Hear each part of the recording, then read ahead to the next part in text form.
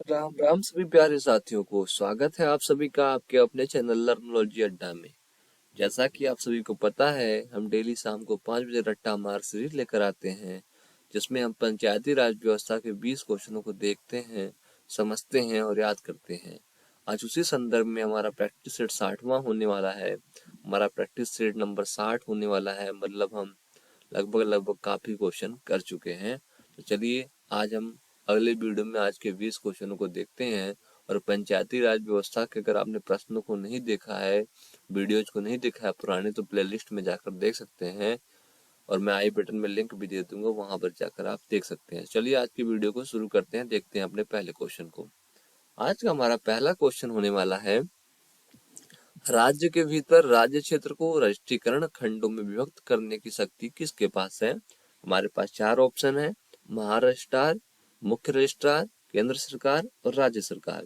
जो इसका सही जवाब है वह है राज्य सरकार शासकीय राजपत्र में अधिसूचना द्वारा राज्य के भीतर राज्य क्षेत्र को ऐसे राष्ट्रीयकरण खंडों में जिन्हें ठीक समझे विभक्त कर सकेगी और विभिन्न राष्ट्रीयकरण खंडों के लिए विभिन्न नियम विहित कर सकेगी।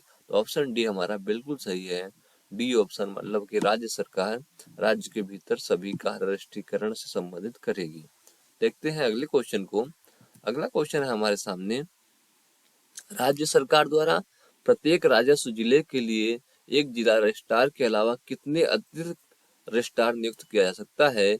एक जिले में एक जिला रजिस्ट्रार होगा, उसके अतिरिक्त कितने रजिस्ट्रार और भी नियुक्त किए जा सकते हैं? तो ऑप्शन है हमारे सामने 1, 2, 5 या राज्य सरकार जितना ठीक समझे।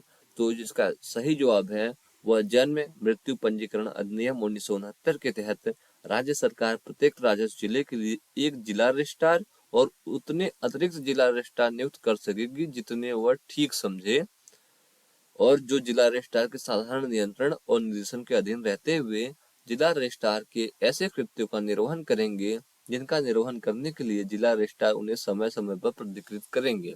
तो ऑप्शन डी जो है, राज्य सरकार एक जिला रजिस्ट्रार के अलावा जितना ठीक समझे उतना, जिस एरिया जैसा हो उस प्रकार से वह और रजिस्ट्रार उस जिले में भेज सकता है, और वो जो रजिस्ट्रार भेजेगा वह जिला रजिस्ट्रार के हिसाब से ही काम करेगा। उसका जो सीनियर अधिकारी होगा वो जिला रजिस्ट्रार होगा। देखते हैं अगले क्वेश्चन को। अगला क्वेश्चन है हमारे सामने, प्रत्येक रजिस्ट्रार का कार्यालय होगा राज्य में कहीं भी, मुख्य शहरी क्षेत्र में, ग्रामीण क्षेत्र में या उसके स्थानीय क्षेत्र में। तो जन्म मृत्यु रजिस्ट्रीकरण अधिनियम 1969 के तहत प्रत्येक रजिस्ट्रार का कार्यालय उस स्थानीय क्षेत्र में होगा जिसके लिए वह नियुक्त किया गया है। अगर वह बुलंदशहर का रहने वाला है, उसकी ड्यूटी अगर मान लीजिए आप लगाई गई है बरेली में, तो बरेली में ही उसको ऑफिस होगा उसका, वहीं पर उसे रहना होगा। तो जो हमारा डी ऑप्शन है वो बिल्कुल सही है, उसके स्थानीय क्षेत्र में जहां उसकी ड्यूटी लगाई गई है। देखते हैं अगले क्वेश्चन को। अगला क्वेश्चन है हमारे सामने, प्रत्येक रजिस्ट्रार के कार्यालय के बाहरी दरवाजे के पास लगे बोर्ड पर सूचना किस भाषा में लिखा होना चाहिए? अंग्रेजी में, हिंदी में, 8वीं अनुसूची में शामिल भाषा में या स्थानीय भाषा में? तो प्रत्येक रजिस्ट्रार के कार्यालय के बाहर लगे बोर्ड पर सूचना स्थानीय भाषा में लिखा होना चाहिए। इसलिए क्योंकि जो भी जन्म प्रमाण पत्र, मृत्यु प्रमाण पत्र या इनसे संबंधित कोई भी प्रमाण पत्र बनवाने जाता है तो उसे स्थानीय भाषा ही समझ में आता है, जरूरी नहीं है कि उसे हिंदी और अंग्रेजी भी समझ में आए। तो इसलिए स्थानीय भाषा में लिखा होना जरूरी है। वैसे भी हमारे यूपी में हिंदी ही जो हमारी सामान्य स्थानीय भाषा है, तो हिंदी सब पढ़ लेते हैं आसानी से। चलिए देखते हैं अगले क्वेश्चन को। लेकिन जो ये मामला है, इसलिए जैसे तमिल में है, तेलुगु में है और कन्नड़ में है, तो उनके लिए स्थानीय भाषा ज्यादा उपयोगी है। उत्तर प्रदेश वालों के लिए हिंदी ही सब कुछ है, तो हिंदी उनमें कोई भी दिक्कत नहीं होती किसी को भी हिंदी पढ़ने में। यहाँ पर देखते हैं अगले क्वेश्चन को। जन्म मृत्यु पंजीकरण अधिनियम 1969 के अंतर्गत प्रत्येक रजिस्ट्रार के कार्यालय के बाहरी द्वार पर लगे बोर्ड पर क्या लिखा होना आवश्यक है? हिंदी में तो लिखा ही होगा, लेकिन क्या लिखा होना आवश्यक है? रजिस्ट्रार का नाम, रजिस्ट्रार की हाजिरी का दिन और घंटा, स्थानीय क्षेत्र का नाम जिसके लिए वह नियुक्त है, या उपयुक्त सभी।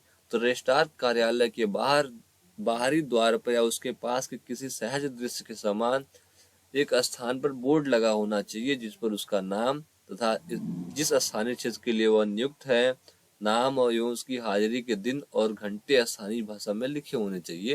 यानी कि ऑप्शन डी बिल्कुल सही है।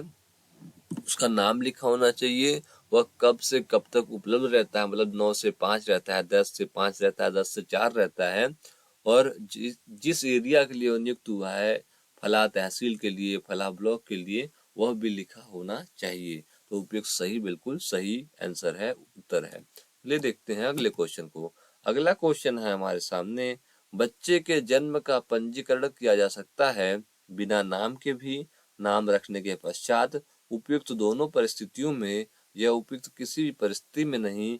जिसका सही जवाब है, बच्चे का नाम आप बिना नाम के भी रख सकते हैं और नाम रखने के पश्चात भी रख सकते हैं। इसलिए ऑप्शन सी जो है वो उपयुक्त दोनों परिस्थितियों में रखा जा सकता है।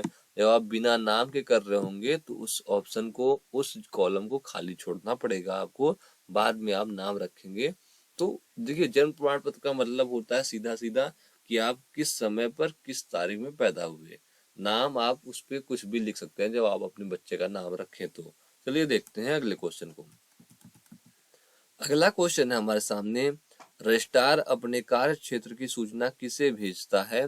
मुख्य रजिस्ट्रार को, मुख्यमंत्री को, परिवार कल्याण मंत्री को, महिला एवं बाल विकास मंत्री को। तो रजिस्ट्रार अपने कार्य क्षेत्र में होने वाले किसी परिवर्तन आदि की सूचना मुख्य रजिस्ट्रार को शीघ्र अतिशीघ्र भेजता है तथा दिशा निर्देश प्राप्त करता है। तो ऑप्शन ए मुख्य रजिस्ट्रार बिल्कुल सही जवाब है। इस पे क्लिक करते हैं और बढ़ते हैं अगले प्रश्न की ओर। अगला प्रश्न है हमारे सामने, रजिस्ट्रार द्वारा जन्म मृत्यु रजिस्ट्रीकरण संबंधी दस्तावेज 1 वर्ष के पश्चात किसके पास भेज दिया जाता है?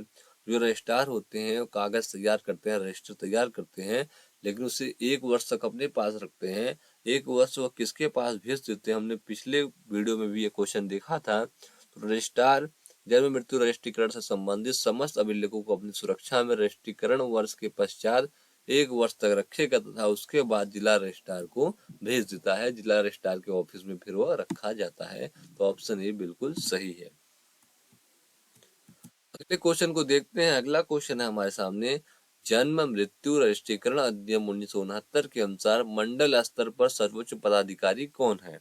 अपर मुख्य रजिस्ट्रार, मुख्य रजिस्ट्रार, महारजिस्ट्रार या रजिस्ट्रार। तो जन्म मृत्यु रजिस्ट्रीकरण अधिनियम 1969 के अनुसार मंडल स्तर पर सर्वोच्च पदाधिकारी अपना मुख्य रजिस्ट्रार, अपर मुख्य रजिस्ट्रार होता है। मतलब ऑप्शन ए बिल्कुल सही है। मंडल समझते हैं ना आप, 3-4 जिलों का एक मंडल होता है। हमारे उत्तर प्रदेश में कुल 18 मंडल हैं और 18 मंडलों में 75 जिले बांटे गए हैं। जो हमारा मंडल मिर्जापुर मंडल है, इसमें 3 जिले हैं, मिर्जापुर, भदोही, सोनभद्र। उसी प्रकार लखनऊ मंडल में 6 जिले हैं, लखनऊ मंडल में 6 जिले हैं, कानपुर मंडल में 6 जिले हैं और मेरठ मंडल में 6 जिले हैं। इस प्रकार से आप मुरादाबाद मंडल में 5 जिलों को देखेंगे और अयोध्या मंडल में 5 जिलों को देखेंगे और बाकी में 4-4 जिले हैं और कुछ में 3 जिले हैं। तो आप यूपी स्पेशल वाली वीडियो में जाकर देख सकते हैं, हमने पढ़ा है मंडल 18 मंडलों को, उसमें आप याद भी कर पाएंगे जिलों को और मंडलों को समझ भी पाएंगे। चलिए देखते हैं अगले क्वेश्चन को। अगला क्वेश्चन है हमारे सामने, जन्म मृत्यु रजिस्ट्रीकरण अधिनियम 1969 के अनुसार प्रपत्र संख्या 6 का संबंध किससे है? हमने ऊपर क्वेश्चनों में देखा था 1, 2, 3 प्रपत्र संख्या को देखा था। अब हमें देखना है 6 का संबंध किससे है? जन्म प्रमाण पत्र से, मृत्यु प्रमाण पत्र से, जन्म सूचना पत्र से या मृत्यु सूचना पत्र से। तो हमने प्रपत्र संख्या 1 को देखा था जन्म सूचना पत्र के रूप में, उसके बाद प्रपत्र संख्या 2 को देखा था मृत्यु सूचना पत्र के हिसाब से, और प्रपत्र संख्या 3 देखा था मृत जन्म सूचना पत्र के हिसाब से, और प्रपत्र संख्या 6 का संबंध किससे है? तो प्रपत्र संख्या 6 का संबंध जो है वो मृत्यु प्रमाण पत्र से है। किससे है? तो मृत्यु प्रमाण पत्र से उसका संबंध है। चलिए देखते हैं अगले क्वेश्चन को। अगला क्वेश्चन है हमारे सामने, निम्नलिखित में अनुपलब्धता प्रमाण पत्र किस प्रपत्र संख्या पर जारी किया जा सकता है? प्रपत्र संख्या 19, प्रपत्र संख्या 10, प्रपत्र संख्या 9, प्रपत्र संख्या 5। तो जो इसका सही जवाब है वह है प्रपत्र संख्या 10। तो बी ऑप्शन पे हम क्लिक करेंगे और बढ़ेंगे अगले प्रश्न की ओर। अगला प्रश्न है हमारे सामने, मृत्यु रजिस्ट्रीकरण अधिनियम 1969 के अंतर्गत मृत जन्म के मासिक रिपोर्ट का सारांश दिया जाता है प्रपत्र संख्या 13 पे, प्रपत्र संख्या 12 पे, प्रपत्र संख्या 10 पे या प्रपत्र संख्या 5 पे। तो इसका सही जवाब है वह है प्रपत्र संख्या 13। किस पे मासिक रिपोर्ट दिया जाता है, सारांश दिया जाता है? तो प्रपत्र संख्या 13 पर दिया जाता है। मृत्यु रजिस्ट्रीकरण अधिनियम 1969 के हिसाब से मृत जन्म के मासिक रिपोर्ट का सारांश प्रपत्र संख्या 13 पर दिया जाता है, इसलिए ए ऑप्शन बिल्कुल सही है। चलिए बढ़ते हैं अगले प्रश्न की ओर। अगला प्रश्न है हमारे सामने, ग्रामीण क्षेत्रों में अवस्थापना सुविधाओं के विकास एवं रोजगार सृजन के लिए सामुदायिक विकास कार्यक्रम का शुभारंभ किस वर्ष हुआ था?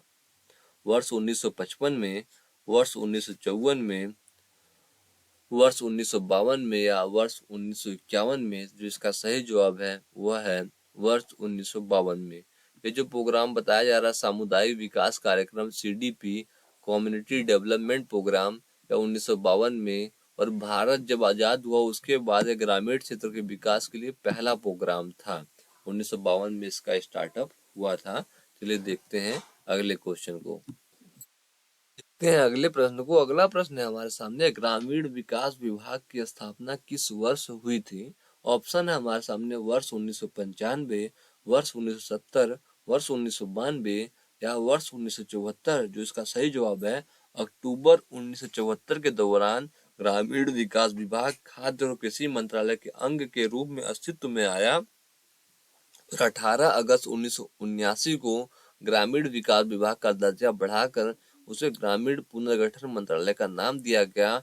23 जनवरी 1982 को इस मंत्रालय का नामकरण ग्रामीण विकास मंत्रालय के नाम पर किया गया। जो इस क्वेश्चन का जवाब है वर्ष 1974 है। अक्टूबर 1974 में ग्रामीण विकास विभाग की स्थापना की गई थी। बढ़ते हैं अगले प्रश्न की ओर। अगला प्रश्न है हमारे सामने, राष्ट्रीय ग्रामीण आजीविका मिशन का नाम परिवर्तित कर दिया गया है, अब वो किस नाम से जाना जाता है? ऑप्शन है हमारे पास दीनदयाल अंत्योदय योजना, राष्ट्रीय ग्रामीण आजीविका मिशन, ग्राम सड़क योजना, ग्रामीण पेयजल योजना या उपयुक्त में से कोई नहीं। तो राष्ट्रीय ग्रामीण आजीविका मिशन जो राष्ट्रीय ग्रामीण आजीविका मिशन था उसका वर्ष 2011 में शुरू की गई थी और राष्ट्रीय ग्रामीण आजीविका मिशन का नाम बदलकर दीनदयाल अंत्योदय योजना बाद में राष्ट्रीय ग्रामीण आजीविका मिशन कर दिया गया। इसमें प्रत्येक परिवार में से एक महिला सदस्य को शामिल करते हुए महिला स्वयं सहायता समूह का गठन किया जाता है। इसका लक्ष्य मुख्य रूप से गरीब ग्रामीण लोगों को सतत आजीविका संवर्धन और बेहतर वित्तीय सेवाओं के माध्यम से सक्षम प्लेटफॉर्म प्रदान करना है ताकि उनकी घरेलू आय को बढ़ाया जा सके। तो आजीविका मिशन का नाम क्या हो गया है अब? दीनदयाल अंत्योदय योजना राष्ट्रीय ग्रामीण आजीविका मिशन कर दिया गया है। बढ़ते हैं अगले प्रश्न की ओर। अगले प्रश्न को देखते हैं। अगला प्रश्न है हमारा, मनरेगा अधिनियम अर्थात मनरेगा को किस वर्ष में प्रारंभ किया गया था? तो अगस्त 2005 में भारतीय संसद ने नरेगा अधिनियम पारित किया। यह कार्यक्रम 2 फरवरी 2006 से लागू हुआ था। 2 अक्टूबर 2009 को नरेगा अधिनियम का नाम बदलकर मनरेगा कर दिया गया था। तो जो ऑप्शन सही है, मनरेगा नरेगा कब शुरू किया गया, तो वो सही जवाब है 2 फरवरी 2006। इसका नाम कब बदल के मनरेगा कर दिया गया, तो 2009 है। चलिए देखते हैं अगले क्वेश्चन को। अगला क्वेश्चन है हमारे सामने, निम्नलिखित में से कौन महात्मा गांधी राष्ट्रीय ग्रामीण रोजगार गारंटी अधिनियम से लाभान्वित होने के पात्र हैं? केवल SC/ST परिवारों के सदस्य, गरीबी रेखा से नीचे परिवारों के वयस्क सदस्य या किसी पिछड़े समुदायों के परिवारों के वयस्क सदस्य या किसी भी परिवार के वयस्क सदस्य? जो इसका सही जवाब है वो डी है, किसी भी परिवार का हो, SC/ST हो, जनरल हो, OBC हो, मुसलमान हो, कुछ भी हो, किसी भी परिवार का वयस्क सदस्य वयस्क 18 साल के ऊपर है तो मनरेगा में अपना जॉब कार्ड बनवा कर काम कर सकता है। इसलिए ऑप्शन डी बिल्कुल सही है। चलिए बढ़ते हैं अगले प्रश्न की ओर। अगला प्रश्न है हमारे सामने, प्रधानमंत्री ग्राम सड़क योजना कब शुरू की गई? 25 दिसंबर 2000, 20 नवंबर 2001, 25 दिसंबर 2002 या 25 नवंबर 2003? तो प्रधानमंत्री ग्राम सड़क योजना 25 दिसंबर 2000 से शुरू की गई। इस योजना का मुख्य उद्देश्य ग्रामीण क्षेत्रों में सड़क से न जुड़ी पात्र बसावटों की 12 मासी सड़कों के जरिए कनेक्टिविटी प्रदान करना है। पहले यह केंद्र प्रायोजित योजना थी, परंतु 2015-16 से केंद्र और राज्य के बीच में 60-40 के अनुपात में फंडिंग साझा की जा सकती है। मतलब इसकी शुरुआत कब हुई? 25 दिसंबर 2000 को। 25 दिसंबर को अटल बिहारी वाजपेयी का जन्मदिन होता है और उसी दिन सुशासन दिवस भी मनाया जाता है। और उस समय 2000 में प्रधानमंत्री अटल बिहारी वाजपेयी ही थे। और पहले जब ये योजना शुरू की गई थी तो गाँव को दूसरे गाँव से पक्की सड़क द्वारा, काली सड़क द्वारा जोड़ना था। और पहले तो यह पूरी की पूरी केंद्र सरकार की योजना थी, मतलब जितना भी फंड लगेगा केंद्र सरकार देती थी। लेकिन 2015-16 से मोदी गवर्नमेंट आने के बाद इसमें 60-40 का रेशियो कर दिया गया। 60% पैसा केंद्र सरकार देगी, जो 40% पैसा राज्य सरकार को लगानी होगी। चलिए देखते हैं अगले क्वेश्चन को। अगला क्वेश्चन है, प्रधानमंत्री ग्राम सड़क योजना किस प्रधानमंत्री द्वारा प्रारंभ की गई थी? जैसा कि मैंने पिछले क्वेश्चन में आपको बता ही दिया, उस समय 25 दिसंबर को उनका बर्थडे होता है और अटल बिहारी वाजपेयी उस समय प्रधानमंत्री थे जब प्रधानमंत्री ग्राम सड़क योजना शुरू की गई थी। चलिए देखते हैं अगले क्वेश्चन को। अगला क्वेश्चन है, पर्वतीय क्षेत्रों, मरुभूमि क्षेत्रों तथा जनजातीय क्षेत्रों में कितनी आबादी की बसावट वाले गांव को प्रधानमंत्री ग्राम सड़क योजना से जोड़ा जाएगा? 500, 250, 1500 या 1000? तो प्रधानमंत्री ग्राम सड़क योजना 25 दिसंबर 2000 से प्रारंभ की गई थी, आप सभी को पता ही है। मैदानी क्षेत्रों में 500 से अधिक, पर्वतीय क्षेत्रों, मरुभूमि क्षेत्रों तथा जनजातीय क्षेत्रों में 250 से अधिक आबादी की बसावट वाले गांवों को प्रधानमंत्री ग्राम सड़क योजना से जोड़ा जाएगा। तो नॉर्मल क्राइटेरिया में, जैसे हमारा गांव है उत्तर प्रदेश के गांव में, तो 500 का अगर कोई गांव बसा हुआ है 500 जनसंख्या का, तो उसको पक्की सड़क द्वारा जोड़ा जाएगा। लेकिन पर्वतीय क्षेत्रों, मरुभूमि क्षेत्र, जनजातीय क्षेत्रों में 250 पर भी जुड़ा जाएगा। चलिए देखते हैं आज के आखिरी प्रश्न को और देखते हैं, और समझ भी तो लिया ये हमने, 20 क्वेश्चनों का आपको याद भी हो गया होगा। तो आज के आखिरी प्रश्न को देखेंगे, फिर कल की वीडियो में 20 क्वेश्चनों को देखेंगे। आज का आखिरी प्रश्न हमारे सामने है, वर्ष 2023-24 के वार्षिक बजट में प्रधानमंत्री ग्राम सड़क योजना के लिए कितनी धनराशि व्यय करने का प्रावधान किया गया है? जो अभी बजट हमारा चल रहा है, इसमें प्रधानमंत्री ग्राम सड़क योजना पर कितनी धनराशि खर्च की जाएगी पूरे भारत में? तो ऑप्शन है हमारे सामने 2000 करोड़, 25,000 करोड़, 15,000 करोड़ या 19,000 करोड़। जो इसका सही जवाब है, प्रधानमंत्री ग्राम सड़क योजना पर 2023-24 के बजट में कुल 19,000 करोड़ रुपए व्यय करने का अनुमान या व्यय करने का प्रावधान किया गया है। तो ऑप्शन डी बिल्कुल सही है। आपने यहाँ तक क्वेश्चनों को देखा, उम्मीद है कि आपको 20 के 20 क्वेश्चन याद भी हो गए होंगे। याद हो गए तो बहुत अच्छी बात है। आपको वीडियो अच्छी लगे तो लाइक जरूर करना। कुछ पूछना या बताना हो तो कमेंट बॉक्स में पूछ कर बता सकते हैं। तब तक के लिए धन्यवाद दोस्तों, अपना बहुत बहुत ख्याल रखिएगा। पेपर लगभग फरवरी तक हो ही जाएगा, तो आप अपना ख्याल रखिए। तब तक के लिए धन्यवाद दोस्तों, जय हिंद।